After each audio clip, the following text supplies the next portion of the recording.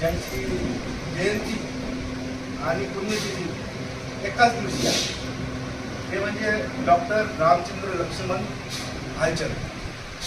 हे स्वतः डोळ्याचे ऑपरेशन करणारे डॉक्टर होते, सरकारी डॉक्टर होते, बरोबर.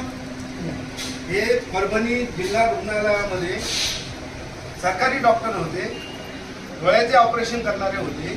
परंतु त्यांनी अनेक लोकांना, हजारोने लाखो लोकांना डोळ्यांचं ऑपरेशन करून त्यांना दृष्टीदान दिली. काय दिली?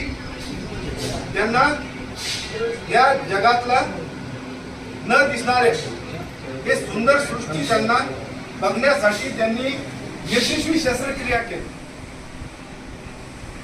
आता मी विचारलं, आमचे डॉक्टर परिकर सर यांनी ऑपरेशन केलं आपलं, की मला सुद्धा कल्पना नव्हती की त्यांच्या एका सरकारी डॉक्टरांच्या नावानं एक पंधरवाडा साजरा केला जातो.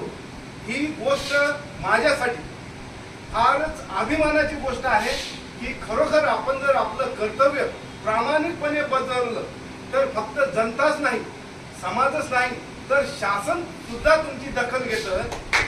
आणि एक योजना, एक पंधरवाडा, आणि त्या पंधरवाड्यामध्ये त्यांच्या स्मृतीला स्मरून, त्यांच्या स्मृतीला, त्यांच्या पावन स्मृतीला स्मरण करून त्यांच्याच नावानं अनेक लोकांच्या शस्त्रक्रिया, विशेष करून त्यांची या ठिकाणी आपण प्रतिमा लावून आम्ही सर्वांनी हार, पुष्प, उदबत्त्या लावून आपण जे केलेलं आहे, म्हणजे ते आज शरीराने जरी नसले तरी त्यांच्या कार्यानं ते आपल्यामध्ये जिवंत आहे.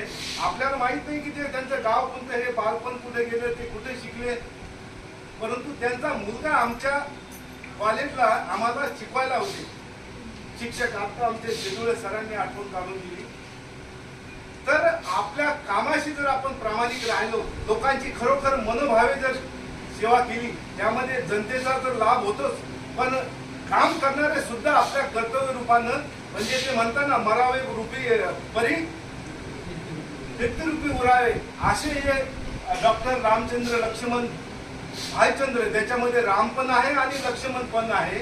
अशा व्यक्तिमत्वाला आज विनम्र अभिवादन करतो आणि आपल्या सर्वांना चांगली दृष्टी मिळो, इथून पुढे आपल्याला चांगलं आरोग्य मिळो, सुख शांती मिळो, एवढी प्रार्थना करतो आणि माझे दोन शब्द